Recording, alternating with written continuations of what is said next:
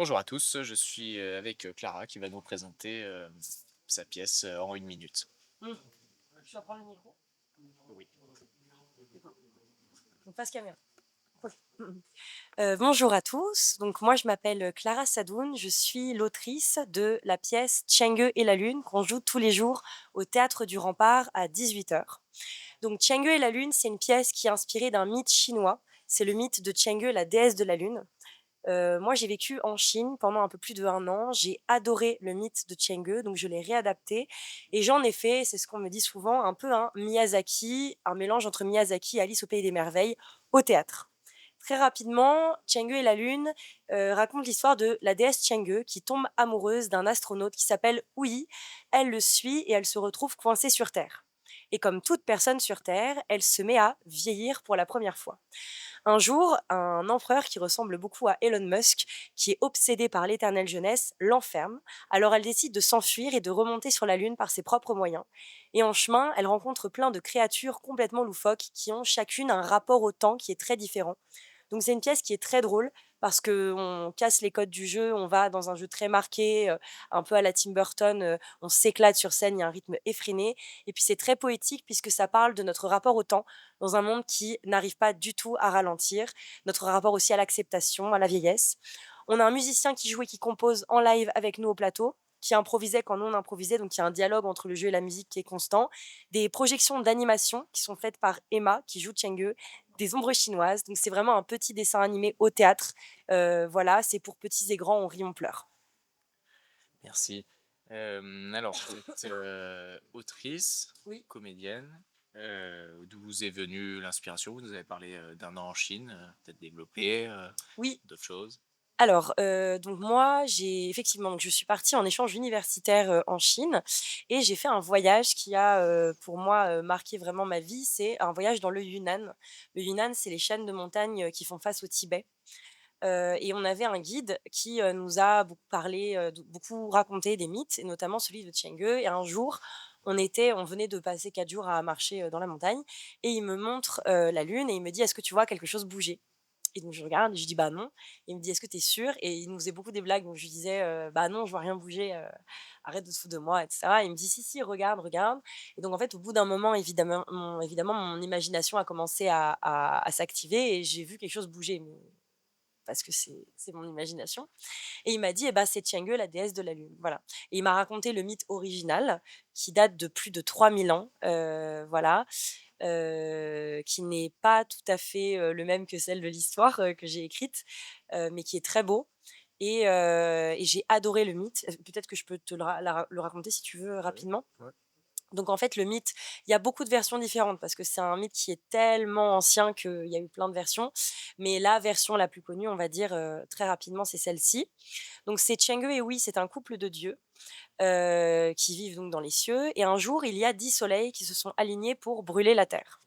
L'empereur Yao, qui régnait sur, la Chine à cette époque, priait nuit et jour pour qu'on épargne du coup la terre et son empire. Et un jour, Ouyi, le dieu archer, entend ses prières, il descend sur terre avec sa femme et avec ses flèches, il abat 9 des 10 soleils et il en laisse un pour l'équilibre des éléments et de la nature. Et pour le remercier, l'empereur Yao lui offre un élixir de vie à partager avec sa femme, pour qu'ils puissent, rester vivre sur terre et vivre ensemble pendant très, très longtemps.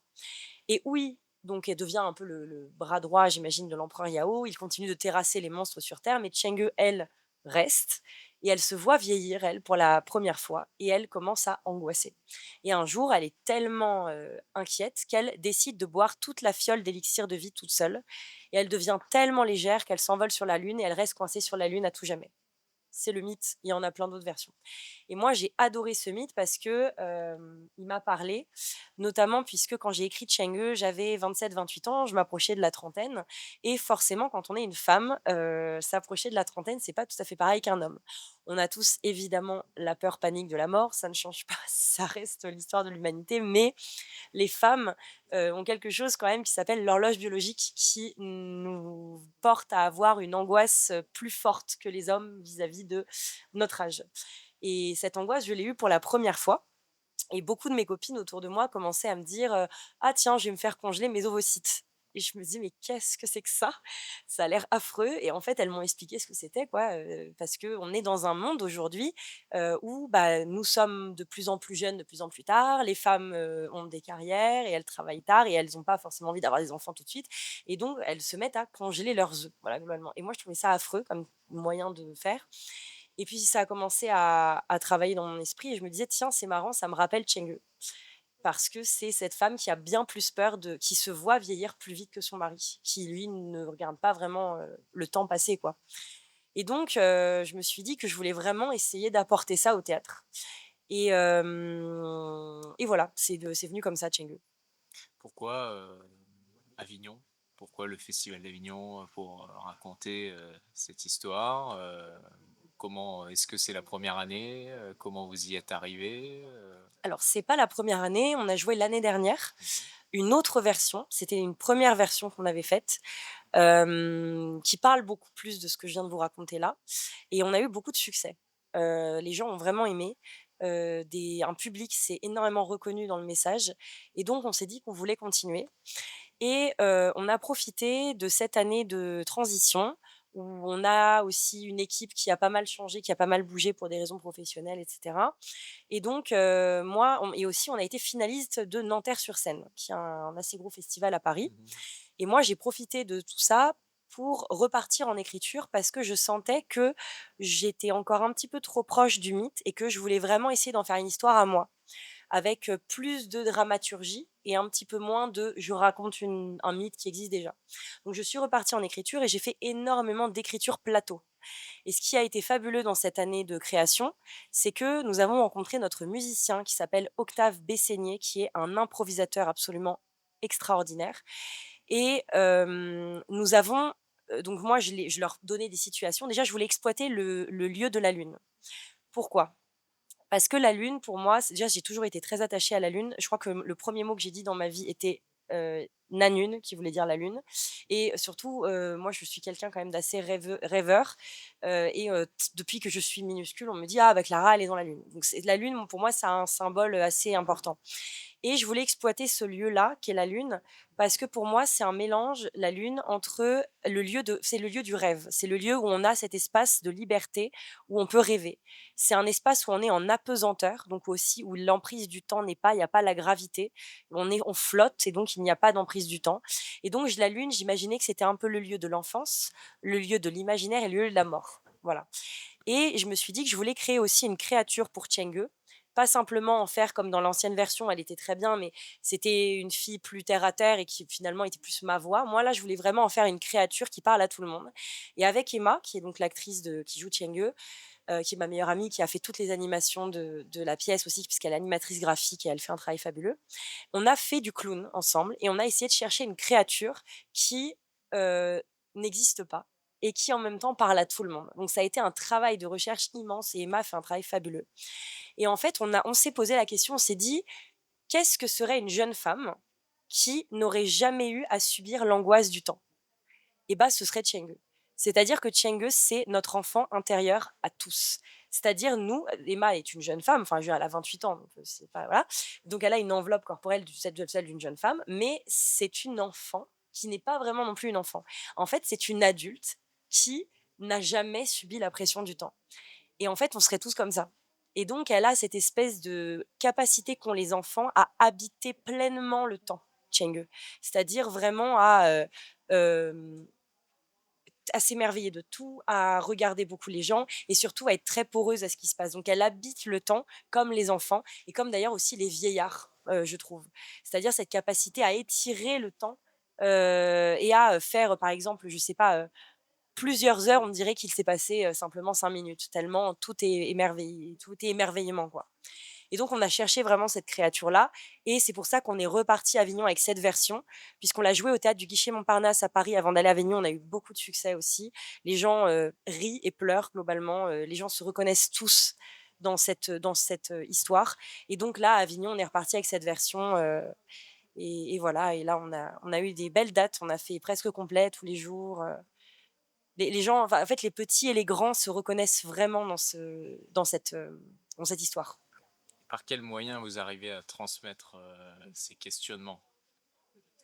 Alors, c'est ça qui est intéressant aussi, c'est que moi, dans l'ancienne version donc d'Avignon, qui était aussi très intéressante, mais vraiment différente, j'ai posé ces questionnements de manière beaucoup plus directe. Mmh. C'est-à-dire que le message de la pièce était beaucoup plus lisible. Mmh. Là, moi, j'ai fait quelque chose que mon professeur de dramaturgie pour qui je travaille maintenant, qui est un metteur en scène fabuleux qui s'appelle Lucas Olmedo, m'a appris, c'est de laisser parler le plateau et de laisser parler l'histoire avant la volonté de l'auteur ou de l'autrice de faire passer un message.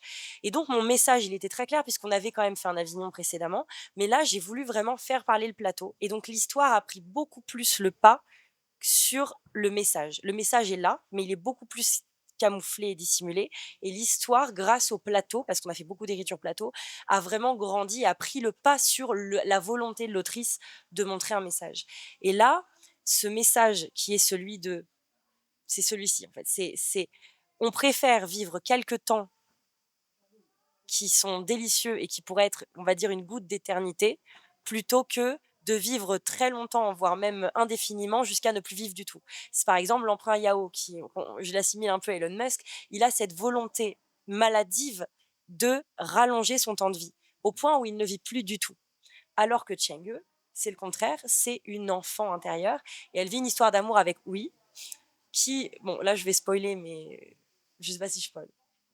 À Ouais. la fin, Ouais. Oui décide de retourner sur la Lune avec Chang'e, mais Oui, c'est un humain, il peut pas respirer sur la Lune, il a un temps d'oxygène qui est limité, et il décide d'aller mourir dans les bras de celle qu'il aime, parce que en fait, il préfère vivre une goutte d'éternité avec elle, plutôt que de vivre indéfiniment, mais ne pas vivre du tout. Mmh. C'est le message de la pièce. Sauf que bah, ce message, il passe par des scènes, il passe par du jeu, il passe par des émotions et surtout, il passe par de la musique. Et en fait, moi, je pouvais pas faire une scène qui parle du temps sans musique, puisque la musique, c'est le tempo, c'est le rythme. Et Octave, il fait ça magnifiquement bien. C'est Octave, en fait, donc le musicien, il accompagne toute la pièce, toutes les scènes avec une musique qui vient pas du tout appuyer les scènes, mais qui vient vraiment raconter autrement. Donc en fait, même sans parole, on pourrait jouer cette pièce. Et en ça, en fait, on raconte ce message en venant vraiment euh, venir chercher l'émotion, le corps, plutôt que l'intellect. C'est ça Est-ce la que différence. est-ce que le spectateur le réceptionne? Ce que vous voyez là, ces premiers jours? Il va Bah, ces 1 jours, oui, puisque de manière générale, donc je vous ai dit, on a joué au théâtre du Guichet avant de venir et les gens, sortent de là déjà les gens rigolent beaucoup et surtout les gens pleurent et moi personnellement, je sais que, par exemple, de manière très, personnelle, je ne suis pas quelqu'un qui pleure beaucoup dans la vraie vie. C'est Mmh. pour ça que j'adore pleurer au théâtre ou au cinéma parce que c'est le seul, moyen, c'est le seul moment où, je m'octroie ça. Parce qu'on vient me chercher à un endroit du corps où je lâche et moi, quand le public, il pleure sur ma pièce, pour moi, le message est passé et ça leur fait du bien. Si vous deviez, choisir 3 mots, pour décrire, votre spectacle, lesquels seraient-ils? Humain, doux, c'est dur, hein. Humain, doux, poésie. Voilà. Poétique, peut-être? Ouais. Bah, quelques mots, face peut-être caméra, pour convaincre les derniers, futurs spectateurs qui ne seraient pas encore convaincus. Eh bien, on vous invite à voyager avec nous parce que Tiangue et la Lune, c'est vraiment un voyage.